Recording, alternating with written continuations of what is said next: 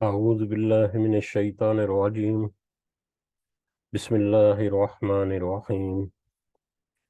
رب اشرح لي صدري ويسر لي أمري واحلل عقدة من لساني يفقهوا قولي. رب يسر ولا تعسر وتمم بالخير. اللهم لا سهل إلا ما جعلته سهلا وأنت تجعل الحزن إذا شئت سهلا. اللهم انفعنا بما علمتنا وعلمنا ما ينفعنا وزدنا علما. آمین یا رب العالمین. آج ہم انشاءاللہ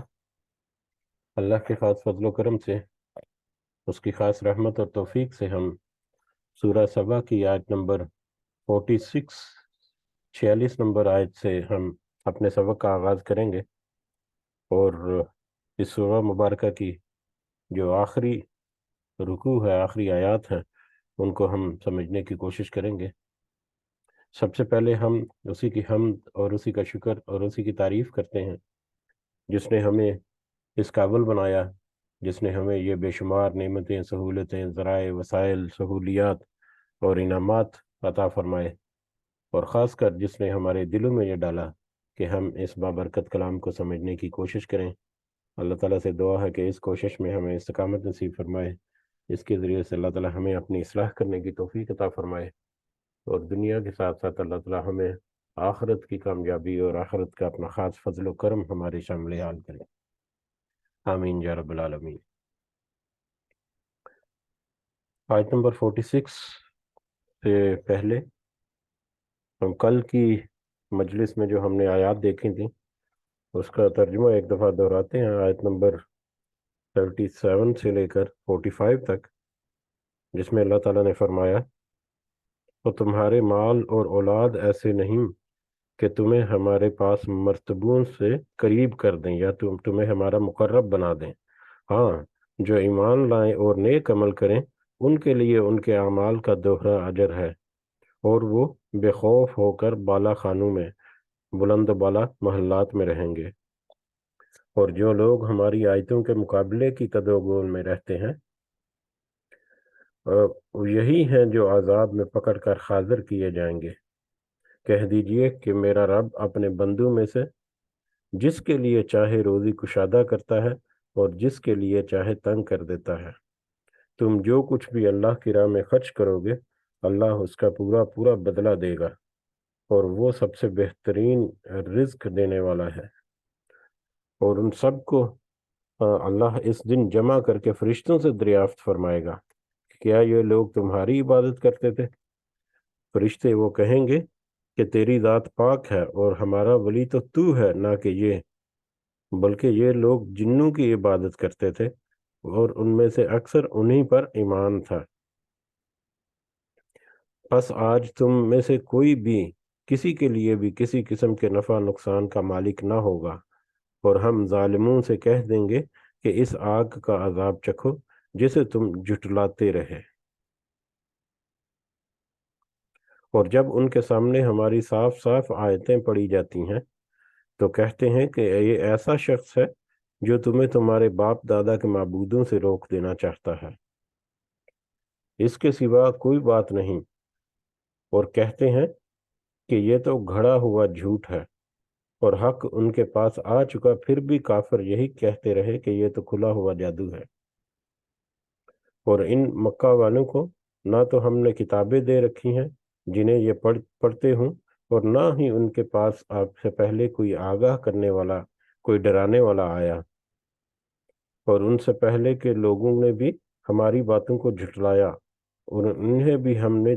انہیں ہم نے جو دے رکھا تھا یہ تو اس کے 10ویں حصے کو بھی نہیں پہنچے۔ پس انہوں نے میرے رسولوں کو جھٹلایا، پھر دیکھ کہ میرا عذاب کیسا سخت تھا۔ کہہ دیجئے کہ میں تمہیں صرف ایک ہی بات، جی یہ آج کا سبق 45 تک ہم نے دیکھا، اور کل کی آیات میں بھی ہم نے دیکھا کہ انہی مشرکین مکہ کا رویہ جو ہے اس کے بارے میں ایک جھلک ہمیں ملتی ہے، اور اللہ تعالیٰ نے یہ واضح طور پر بتا دیا کہ جو لوگ ان آیتوں کو جھٹلاتے رہے ان کا انجام جو ہے وہ آگ کے عذاب کی طرف ہوا، لیکن جو ایمان لے کر آئے اور جنہوں نے نیک عمل بھی کیا ساتھ اس کے، تو وہ تو پھر جنت کے بالا خانوں میں ان کو اعلیٰ مقام جو ہے وہ اللہ تعالیٰ عطا فرمائیں گے۔ اور جٹلانے والے جو ہیں ان کو یہ دیکھ لینا چاہیے کہ اس سے پہلے کی قومیں جو ہیں ان کے ساتھ اللہ تعالیٰ نے کس کس طرح سے ان کو عذاب دے کر نیست و نابود کر دیا، جبکہ وہ تو طاقت میں اور ٹیکنالوجی میں ان سے بہت آگے تھے۔ اور اگر دیکھا جائے تو آج جتنی بھی وسیع اور ٹیکنالوجی ہے، لیکن بہت سارے ایسے پرانے محلات اور پرانی عمارات تعمیرات جو ہم ملتی ہیں آثار قدیمہ میں، جن کی تعمیر کیسے ہوگی اس وقت کے انسانوں نے، اس وقت کے لوگوں نے، آج تک وہ مطلب ایک حیرت کی بات ہے کہ کئی کئی مقام تو ایسے ہیں کہ وہاں پر کئی کئی 100 کلومیٹر دور تک کوئی چٹان یا کوئی پتھریلی زمین نہیں ہے، لیکن وہاں پر مطلب بڑی بڑی چٹانوں کے ہزاروں سینکڑوں ٹن وزنی چٹانیں جو ہیں وہ لا کر تراش کر ان کو کھڑا کر کے پھر اتنے بڑے بڑے پلرز کھڑے کر کے ان کے اوپر اتنی بڑے بڑے چٹانیں رکھ کر وہ تعمیرات کی گئی ہیں کہ آج کی بڑی بڑی کرینیں جو ہیں وہ بھی مطلب ایسا کام کرنے کے سے ابھی قاصر ہیں۔ تو آج ہم جس ٹیکنالوجی کو دیکھ رہے ہیں، بہت ساری تعمیرات ہماری پرانی جو ہے، جو پرانے انسان نے کی ہے، وہ ہماری آج کی ٹیکنالوجی بھی وہ نہیں کر سکتی۔ اور اس کی ایک سب سے جو مشہور مثال ہے وہ احرام مصر، مصر کے احرام مصر کے جو محلات ہیں، اور وہاں پر دیکھیں اگر آپ اس کا ہی جائزہ لیں تو وہ کتنی بڑی ایک ٹیکنالوجی کے ذریعے سے جو بھی ان کا عقیدہ تھا یا جو بھی تھا، اللہ تعالیٰ نے ان کے ساتھ دنیا میں بھی کر دیا اور آخرت میں بھی ان کے ساتھ جو ہونا ہے وہ تو ہو کر رہے گا۔ اللہ تعالیٰ نے حق فرما دیا۔ لیکن ظاہری اعتبار سے جو اللہ تعالیٰ ہمیں بار بار نشانیاں دیتا ہے کہ یہ ترقی جو ہے، یہ جو ٹیکنالوجی اور یہ جو طاقت اور جو وسعت اللہ تعالیٰ عطا فرماتا ہے، یہ بھی صرف اور صرف اسی کی قدرت سے ہے، جس کو چاہے زیادہ کر دے، جس کے لیے چاہے کم کر دے۔ اور اس کے اوپر کوئی اگر اترائے گا تو اس کا انجام پہلی قوموں کو دیکھ لو کہ کیا ہوا۔ اور دنیا میں بھی اور آخرت میں بھی، اور آج ہمارا جو ہے دنیا میں بھی ہو سکتا ہے۔ یہ تو نبی کریم صلی اللہ علیہ وسلم کی مطلب وساطت سے یا ان کے وسیلے سے یا اللہ تعالیٰ کی خاص مہربانی ہے اس امت محمدیہ پر کہ اس کو وہ اس طرح سے نیست و نابود نہیں کر رہا جس طرح سے پچھلی قومیں جو ہوئی۔ لیکن آخرت کا عذاب جو ہے وہ تو منتظر ہے سب انسانوں کا۔ آخرت کا وقت جو ہے، قیامت کا دن جو ہے، وہ تو سب کے اوپر ہی آئے گا۔ بہرحال ایسی چھوٹی چھوٹی باتیں جو ہیں ان میں جو ہمارے لیے جو نصیحت ہے، اللہ تعالیٰ سے دعا ہے کہ اس نصیحت کو ہمارے دلوں میں اتارے۔ آمین۔ بڑھتے ہیں آج کے سبق کی طرف۔ آیت نمبر 46 سے ہم اپنے سبق کا آغاز کریں گے۔ اور آیت نمبر 46 دیکھنے سے پہلے ہم دیکھتے ہیں کہ اس سے پہلے اسی سورہ مبارکہ میں جو بڑی بڑی باتیں آئیں ان کو ذہن نشین رکھنا چاہیے، تاکہ اگلی کنکلوڈنگ آیات جو ہیں وہ ہمارے ذہن میں ہوں گی تو کس طرح سے نبی کریم صلی اللہ علیہ وسلم کو اللہ تعالیٰ کہہ رہے ہیں کہ ان سے کلام کیجئے، تو وہ ہمیں تھوڑا سا زیادہ پورا سر انداز میں ملے گا۔ اس میں اللہ تعالیٰ نے بڑی بڑی نشانیاں اپنی بتائیں توحید کی، اور مطلب پوری کائنات کا جو سلسلہ چلنے والا ہے وہ سارے کا سارا اللہ تعالیٰ کے صرف واحد اکیلے اللہ کی طرف سے ہے۔ اور پھر کافروں کے مختلف عقائد جو ہیں کہ ساعہ کے بارے میں، یعنی کہ قیامت جو ہے وہ نہیں بپا ہوگی، اور دوبارہ مرنے کے بعد ریزہ ریزہ ہو جانے کے بعد دوبارہ کیسے پاسبل ہے کہ دوبارہ سے اس کو اٹھا لے گا اللہ تعالیٰ، اور پھر قیامت میں پھر حساب کتاب جو ہے وہ، اور قیامت میں جو ان کا انجام جو بار بار دکھایا گیا وہ ایک تو یہ پہلو ہے۔ دوسرا نبی کریم صلی اللہ علیہ وسلم کے بارے میں وہ مختلف طرح کے القابات کے نعوذ باللہ یہ تو کوئی جادو ہے یا کوئی جھوٹ گڑھ کے یہ قرآن جو ہے وہ اس کے بارے میں اس طرح کی باتیں منسوخ کرتے ہیں۔ تو اس طرح سے بہت سی باتیں نبی کریم صلی اللہ علیہ وسلم کی ذات اقدس کے بارے میں بھی وہ کہتے، اور اس کے علاوہ آپس میں ایک دوسرے کے ساتھ بھی وہ کہتے کہ دیکھو یہ تو ہمیں ہمارے بزرگوں کے رستے سے ہٹانا چاہتا ہے، اور اس طرح کے معاملات۔ تو یہ سارے جو ہیں، پھر اللہ تعالیٰ نے پچھلی بڑی قوموں کا بھی ذکر کیا، ان میں سے 2-3 قوموں کا اسی سورہ مبارکہ میں آیا، حضرت داؤد علیہ السلام، حضرت سلیمان علیہ السلام اور قوم سبا کا، اور اس سے پہلے اور دوسری جو سلطنتیں ہیں ان کا بھی ریفرنس جو ہے وہ ہمیں ملتا ہے۔ تو یہ ساری چیزوں کو جب ہم اپنے ذہن میں رکھیں گے، رزق کے بارے میں اللہ تعالیٰ نے فرمایا کہ جس کو وہ چاہے زیادہ دے، جس کو وہ چاہے کم دے، یہ تو اللہ تعالیٰ کی ایک خاص حکمت ہے آزمائش کے لیے کہ وہ آزمائے کہ زیادہ دے کر کوئی صبر شکر کر کے اس میں سے اللہ کے راستے میں خرچ بھی کرتا ہے کہ نہیں، اور کم اگر کسی کو کچھ دیا رزق تو اس کے اوپر صبر کیسے کرتا ہے، اور اس میں سے بھی کیسے وہ خرچ کرتا ہے اللہ کے راستے میں، اور کیسے وہ اپنی زندگی کو پھر اسی راستے پر چلتے رہنے کے لیے کوشاں رہتا ہے جو صراط مستقیم ہے۔ بہرحال یہ ساری باتیں جو ہیں ان کو ذہن میں رکھ کے ہم اگلی آیات دیکھیں گے انشاءاللہ۔ شروع کرتے ہیں آج کا سبق۔ اعوذ باللہ من الشیطان الرجیم، بسم اللہ الرحمن الرحیم۔ قل انما، آپ کہہ دیجئے کہ بے شک صرف اعظکم، میں نصیحت کرتا ہوں تمہیں۔ جب اللہ تعالیٰ نبی کریم صلی اللہ علیہ وسلم سے کہہ رہے ہیں کہ آپ ان مشرک لوگوں سے یا ان اپنی قوم سے یہ کہہ دیجئے کہ میں تو صرف تمہیں یہ نصیحت کرتا ہوں بواحدن، ایک ہی بات کی، میں تو تمہیں ایک ہی بات کی نصیحت کرتا ہوں۔ اب نبی کریم صلی اللہ علیہ وسلم کی پوزیشن، ان کا کیا کردار ہے، ان کی کیا مطلب ان کا کیا مقصد ہے یا ان کی کیا منزل ہے دنیا میں اپنی قوم کے لیے، اس کا یہاں پر ہمیں اظہار ملے گا کہ اللہ تعالیٰ کہہ رہے ہیں نبی کریم صلی اللہ علیہ وسلم سے کہ آپ ان کے اوپر واضح کر دیجئے، ان کے اوپر بتا دیجئے کہ میں تو تمہیں صرف ایک ہی بات کی نصیحت کرتا ہوں، میرا کوئی لمبا چوڑا تقاضا نہیں ہے، میں بہت زیادہ مطلب نہیں چاہتا، صرف ایک نصیحت کرتا ہوں۔ کیا نصیحت ہے؟ ان تقوموا، کہ یہ کہ تم سب کھڑے ہو جاؤ، للہ، اللہ کے لیے، کہ اللہ کے لیے کھڑے ہو جاؤ کا مطلب کہ اللہ کے لیے غور و فکر کرو، اللہ کے لیے تم تھوڑا سا پرکھو اپنے آپ کو، تقوموا، کھڑے ہو جاؤ، للہ، اللہ کے لیے، مسنا، دو دو، مسنا جو ہے انسان سے مطلب جوڑے سے، دو دو،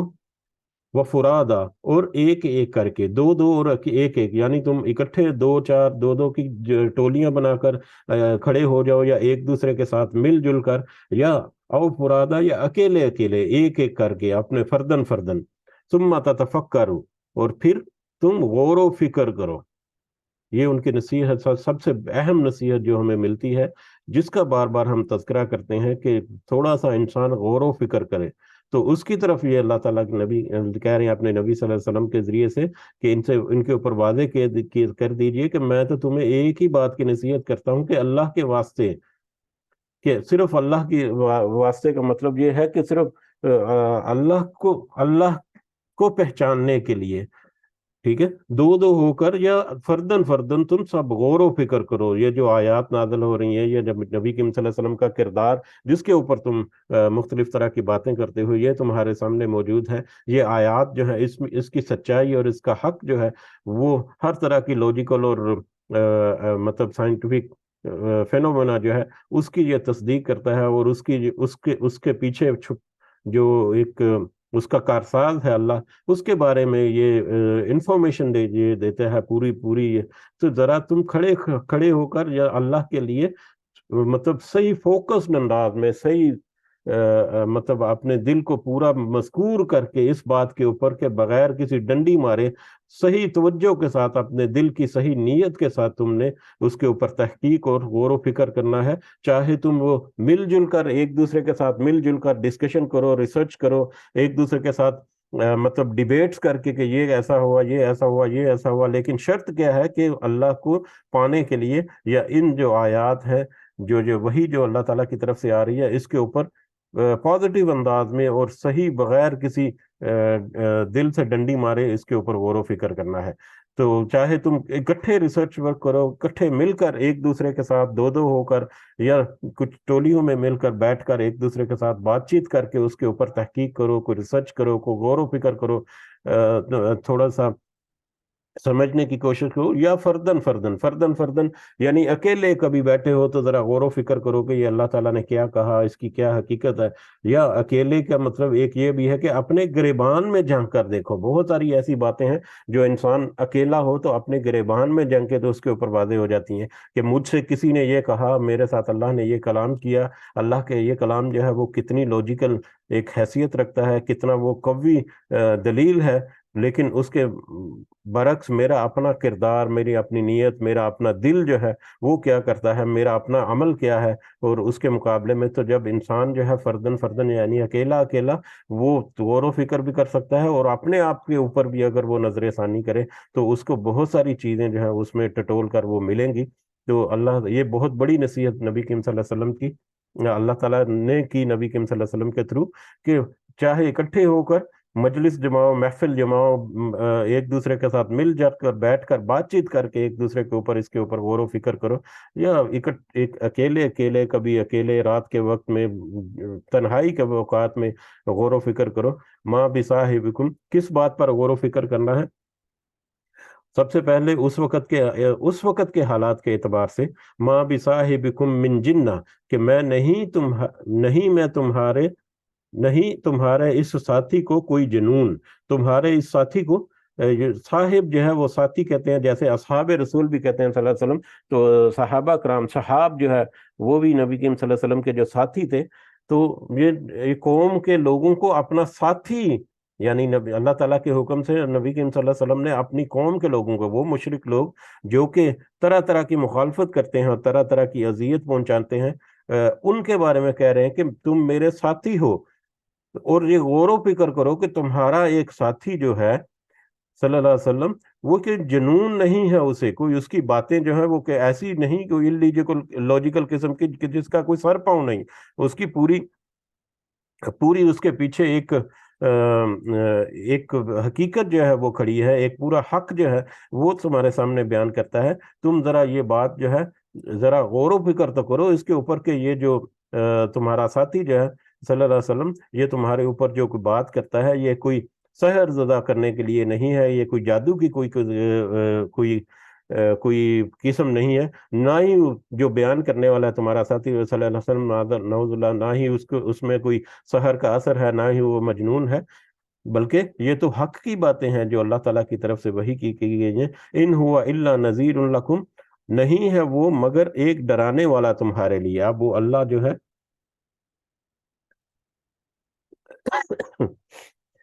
سوری، نبی کریم صلی اللہ علیہ وسلم جو ہے وہ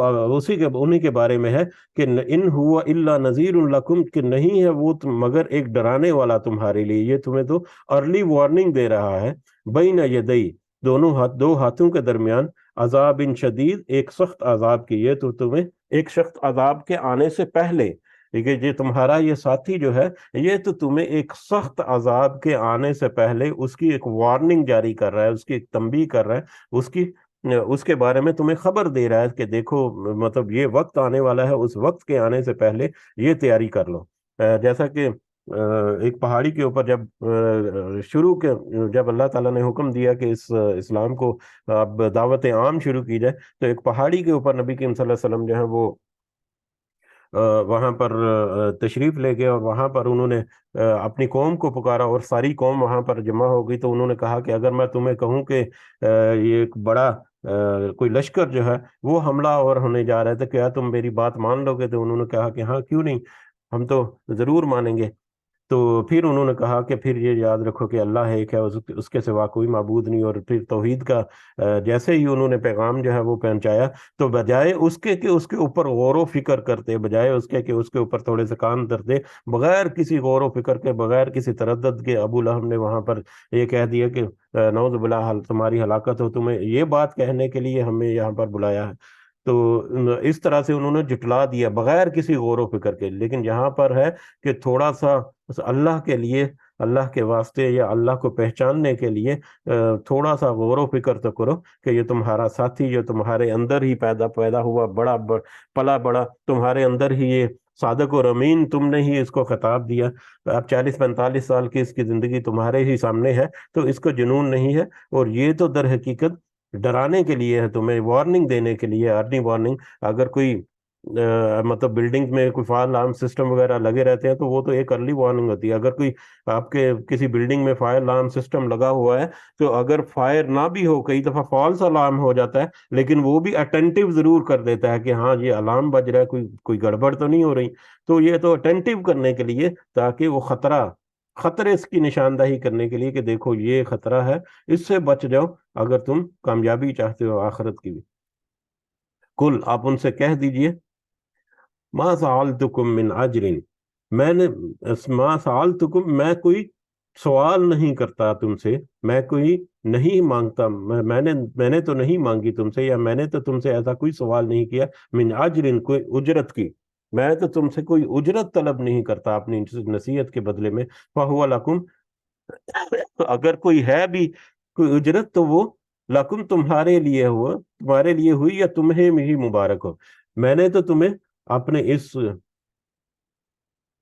سوری یہاں پر تھوڑا سا مجھ سے مطلب ٹرانسلیشن ہوئی ہے، لیکن تھوڑا سا بیان کرنے میں فرق آ گیا، آپ کہہ دیجئے جو میں نے مانگی ہو تم سے کوئی اجرت، اگر میں نے تم سے کوئی اجرت مانگی ہے اپنی اس خدمت کی یا اپنی اس سروسز کی، یہ جو اللہ کی نصیحت اور اللہ کی وسیع تم تک پہنچاتا ہوں، اگر میں نے اس میں اس کے بدلے میں تم سے کوئی اجرت مانگی ہو تو فہو لکم، تو وہ تمہارے ہی لیے ہے، وہ تمہیں مبارک ہو، اگر میں نے کوئی اجرت مانگی ہے تو وہ تمہیں مبارک ہو، اس کا ڈائریکٹلی انڈائریکٹلی مطلب یہ ہے کہ میں نے تو کوئی اجرت نہیں مانگی، اگر کوئی اجرت ایسی ہے بھی ہے جو بنتی ہے یا میں مانگتا ہوں تو وہ مت دو مجھے، وہ تمہارے لیے، مجھے اس کا کوئی تقاضا نہیں ہے، مجھے اس کی کوئی حرص اور لالچ نہیں ہے، ان اجریہ، میرا اجر تو، میری اجرت تو الا علی اللہ، مگر اللہ ہی پر ہے، میری تو اجرت جو ہے وہ تو اللہ تعالیٰ عطا فرمائے گا، اور وہ اللہ تعالیٰ کی اجرت جو ہے وہی میری امید ہے، دنیا کی کوئی اجرت میں نے تم سے نہیں مانگی، اگر میں کوئی ایسی کوئی بات ہے تو وہ اجرت تمہیں ہی مبارک ہو۔ تو اب یہ بھی ایک بہت ہی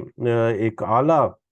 نبی کریم صلی اللہ علیہ وسلم کا ظرف جو ہے یہاں پر ذکر کیا کہ انہوں نے اپنا کاروبار پورا جو ہے وہ ان کے پاس نہیں تھا، کوئی اور نہیں تھی، ان کے اوپر سول رسپانسبلٹی باقی نبیوں کے اوپر بھی یہی رہی ہے کہ پرائمری رسپانسبلٹی جو ہے وہ اپنی امت کی اصلاح کرنا ہے، جو کہ نبی کریم صلی اللہ علیہ وسلم نے ایسے احسن طریقے سے جس کو ادا کیا کہ اس کی کوئی نظیر نہیں ملتی،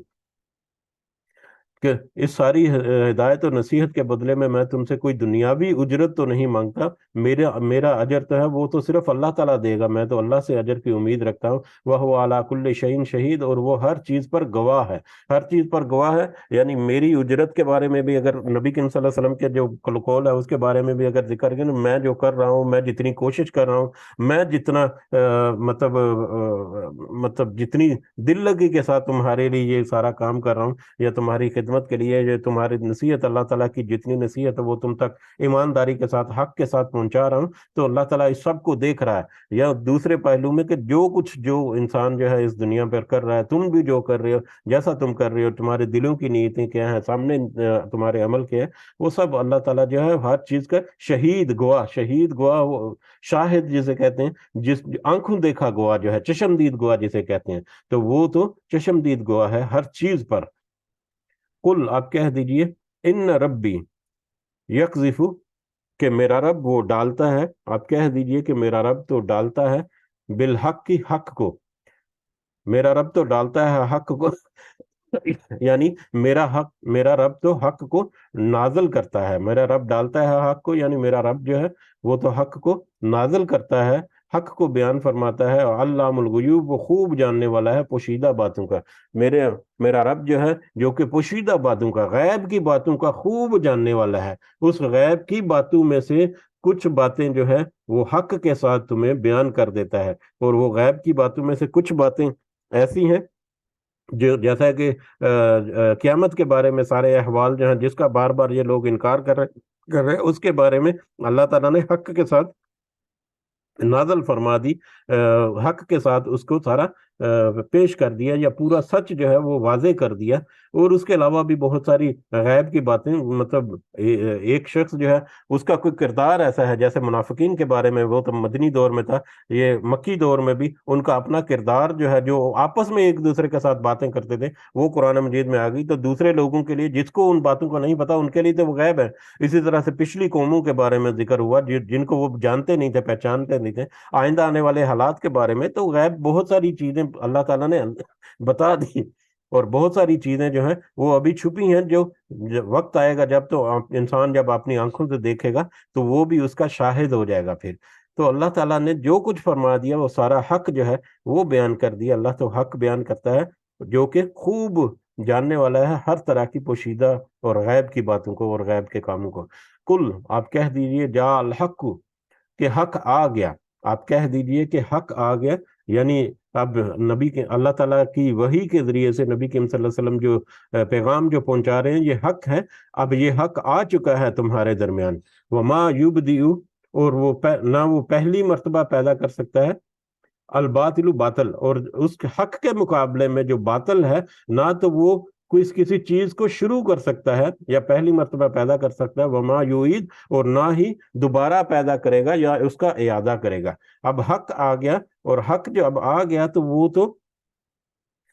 باطل کو مٹا کر رہے گا، جیسا کہ اس سے پہلے غالباً سورہ ابراہیم میں بھی کچھ ایک آیت گزری تھی کہ جب حق آتا ہے تو وہ باطل کے سر پر ایسی چوٹ لگاتا ہے کہ وہ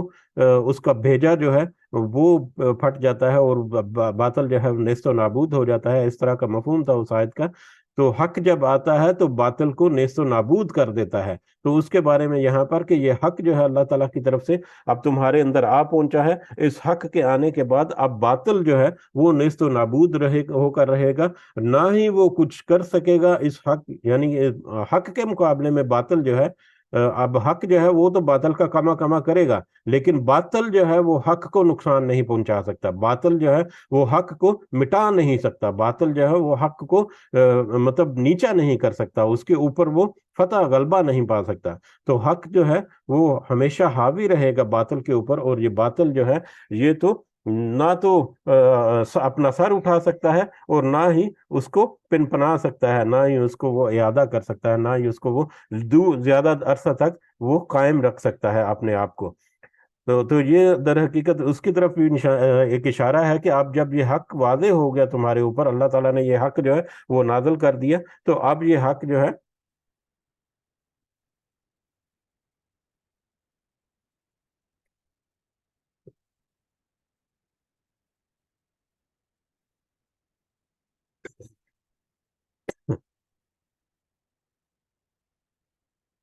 جی اب یہ حق جو ہے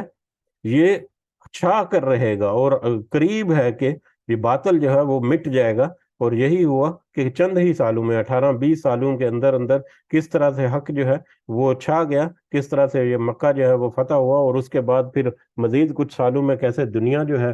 اس کی بڑی بڑی سلطنتیں جو ہیں وہ ڈھیر ہو گئی ان کے اس حق کے سامنے۔ تو اس حق آنے کے بعد باطل جو ہے وہ فنا ہو ہی جاتا ہے۔ کل آپ کہہ دیجئے، ان ضللت، اگر میں گمراہ ہوں، فانما اضل علی نفسی، تو بے شک صرف میں گمراہ ہوں اپنی جان پر۔ آپ کہہ دیجئے ان سے، ایک دوسرا نقطہ جو ہے آپ ذکر کر رہے ہیں یہاں پر،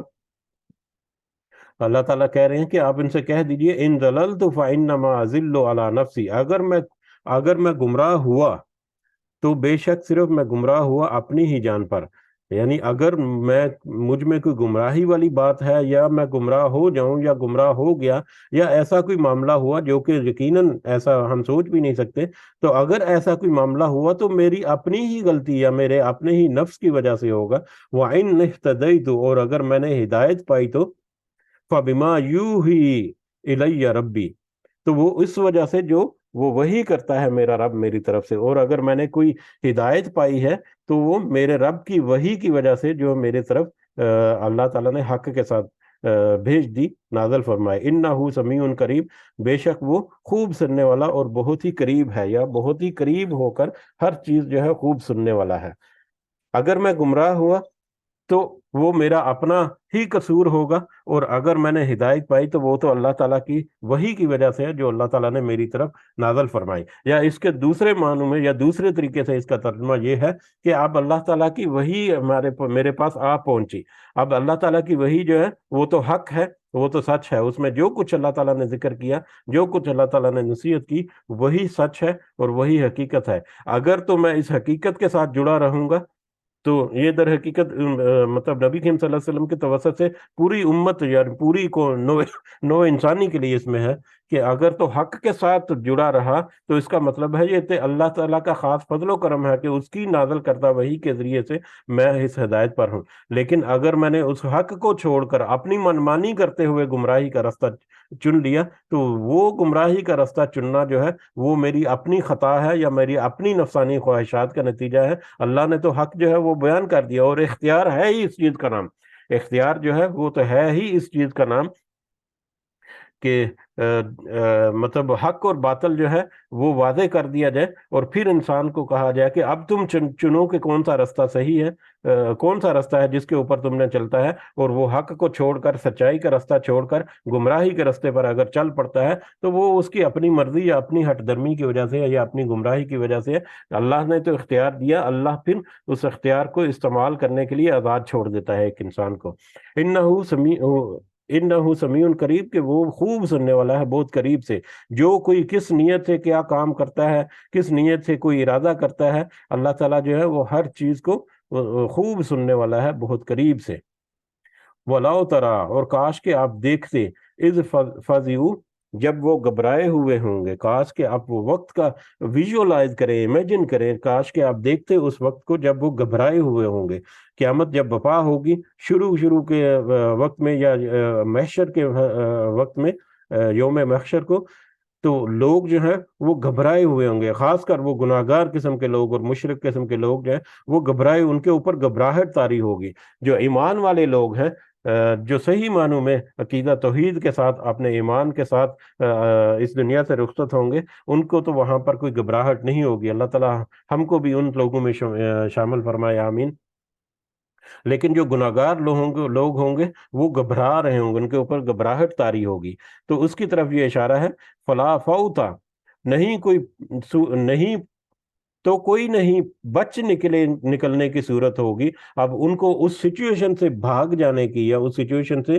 پیچھا چھڑانے کی کوئی صورت نہیں ہوگی، کوئی ان کے پاس ایسا میٹر نہیں ہوگا کہ اس سے وہ پیچھا چھڑا لیں اس سچویشن سے۔ وَأُخِذُوا، اور وہ سب پکڑ لیا جائیں گے، من مکان قریب، قریب کی جگہ سے، اور وہ قریب کی جگہ سے پکڑ لیے جائیں گے، یعنی ان کو ایسے گھیر گھار کے رکھا جائے گا کہ ان کو پکڑنا بالکل آسان ہوگا، کہ وہ مطلب آسانی سے وہاں پر پکڑ لیے جائیں گے، اور وہاں سے بچ نکلنے کی کوئی جگہ نہیں ہوگی یا کوئی صورت نہیں ہوگی یا کوئی موقع ان کو نہیں ملے گا کہ وہ یہاں سے فرار ہو جائے، کہ وہاں پر تو یہ ممکن ہی نہیں ہوگا کہ وہ سب اس دائرہ جو ہے اس کے اندر ہوں گے اور پکڑ میں آ چکے ہوں گے۔ وقالو، اور وہ سب کہیں گے، آمنا بھی، ہم ایمان لے اس پر۔ اب وہ اس وقت جب وہ گھبراہٹ کا عالم ہوگا طاری ان کے اوپر، تو اس وقت وہ کہیں گے کہ، اور وہ سب کہیں گے کہ ہم ایمان لائیں اس پر، یعنی جو اس سے پہلے اللہ تعالیٰ کی وحی یا یہ قرآن جو ہے، یا نبی کریم صلی اللہ علیہ وسلم کے اوپر، یا ان کی رسالت جو ہے اس کے اوپر ہم ایمان لاتے ہیں۔ اس وقت وہ کہیں گے جب وہ گھبراہٹ میں پڑے ہوئے ہوں گے، وَأَنَّا، اور کیسے ہوگا، اور یہ کیسے ہوگا، لہم، ان کے لیے، تنابش،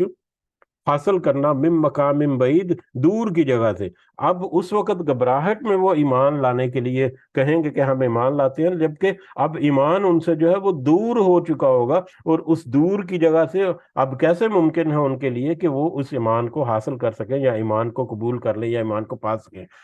اب دنیا کی زندگی میں تو انہوں نے ایمان کو اپنے پسے پش ڈال دیا، اور گزرتے بھاگتے دوڑتے انہوں نے اپنی زندگی کا دروازہ بند کر کے اگلی منزل میں پہنچ گئے۔ اب جب وہ اگلی منزل میں پہنچ گئے تو اب تو پیچھے ایمان کو چھوڑا ہے، دروازہ بھی بند کر دیا، ساری کشتیاں جلا دیں، سارا کچھ ختم کر دیا۔ اب جس مقام پر پہنچ گئے ہیں، یا اب جس لیول پر پہنچ گئے ہیں، اس لیول پر تو اب پیچھے مڑنا، یا پیچھے کی زندگی، یا جیسے گیا وقت جو ہے وہ کبھی ہاتھ نہیں آتا، اسی طرح سے گیا ایمان جو ہے وہ کبھی ان کے ہاتھ نہیں آئے گا، کیونکہ اب وہ اگلی سٹیج میں آ چکے ہیں، پچھلی سٹیج کی طرف تو ان کا اب پہنچنا ہی محال ہے، ناممکن ہے۔ تو اب وہ ایمان جو ہے وہ ان سے دور ہو چکا، اب ان کا ایمان قبول کرنا وہ ممکن ہی نہیں ہے۔ وقد،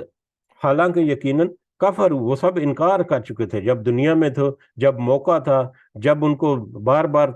تنبیہ دی جاتی تھی، جب ان کو بار بار بلایا جاتا تھا اس کی طرف، تو اس وقت تو وہ انکار کیا تھا انہوں نے۔ اب حالانکہ یقیناً وہ انکار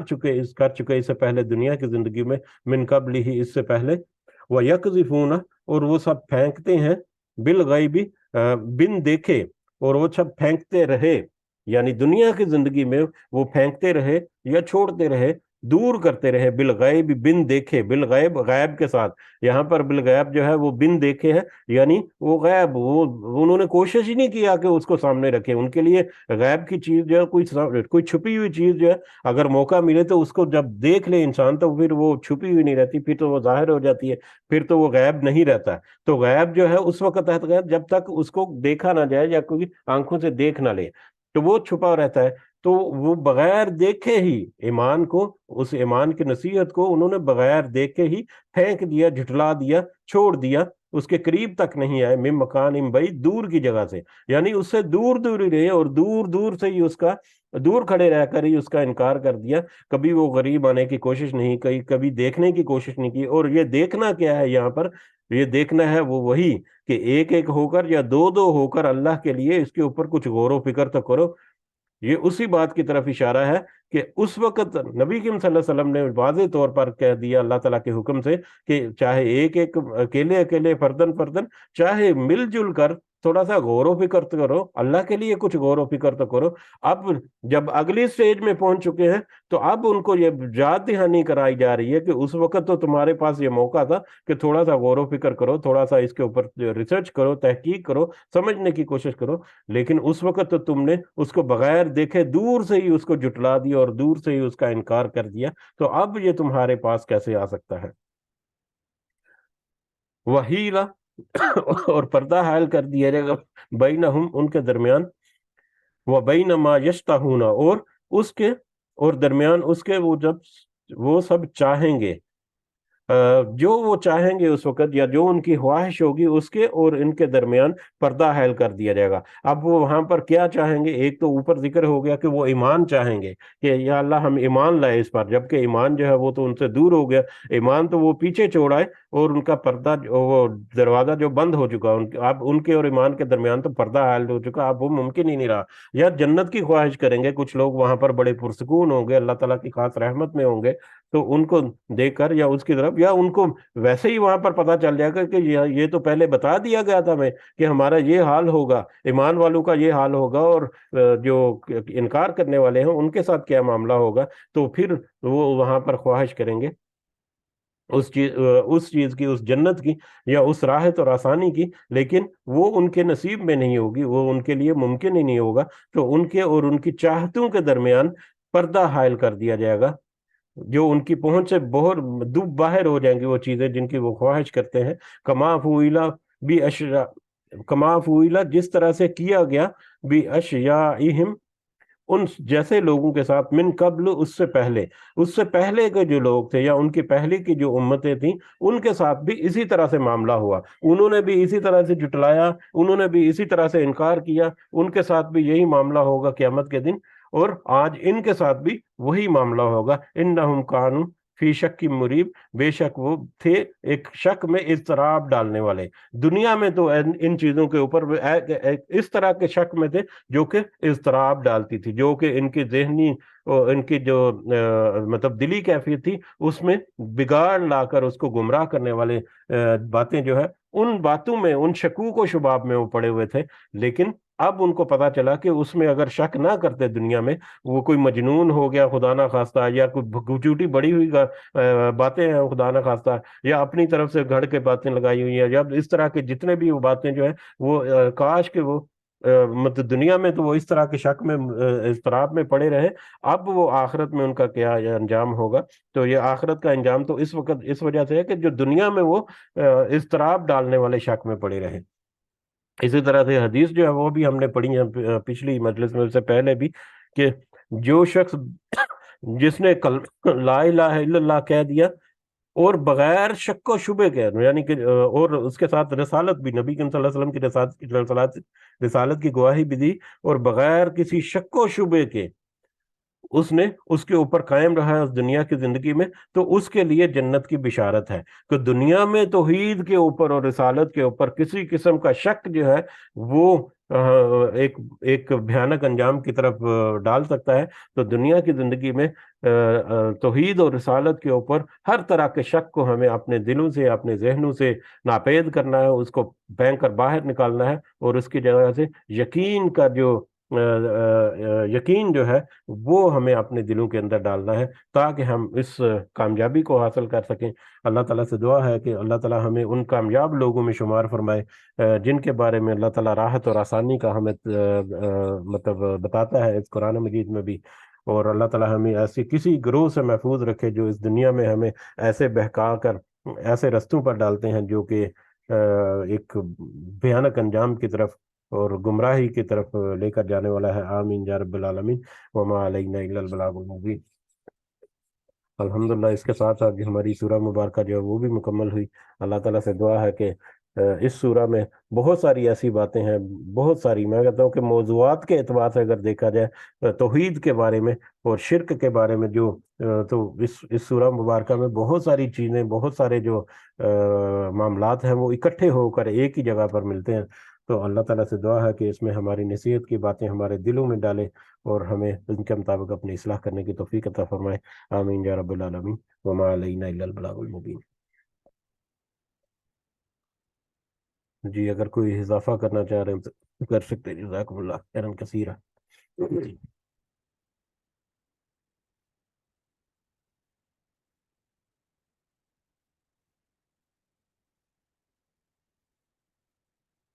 جی اختتام کی طرف بڑھتے ہیں۔ سب کو دعا میں ضرور یاد رکھیں۔ اللہ تعالیٰ ہم سب کا حامی و ناصر ہو، ہمارے سب کے لیے اس دنیا کی زندگی میں آسانیوں کے ساتھ، دنیا کی آسانیوں کے ساتھ ساتھ ہمیں آخرت کی جو کامیابی ہے وہ بھی سمیٹنے کی ہمیں ہمت توفیق عطا فرمائے۔ ربنا آتنا في الدنيا حسنة وفي الآخرة حسنة وقنا عذاب النار ربنا ظلمنا أنفسنا وإن لم تغفر لنا وترحمنا لنكونن من الخاسرين رب ارحمهما كما ربياني صغيرا رب ارحمهما كما ربياني صغيرا رب ارحمهما كما ربياني صغيرا ربنا تقبل منا إنك أنت السميع العليم وتب علينا إنك أنت التواب الرحيم سبحان ربك رب العزة عما يصفون وسلام على المرسلين والحمد لله رب العالمين سبحانك اللهم وبحمدك أشهد أن لا إله إلا أنت أستغفرك وأتوب إليك جزاكم الله خيرا كثيرا السلام عليكم ورحمة الله وبركاته۔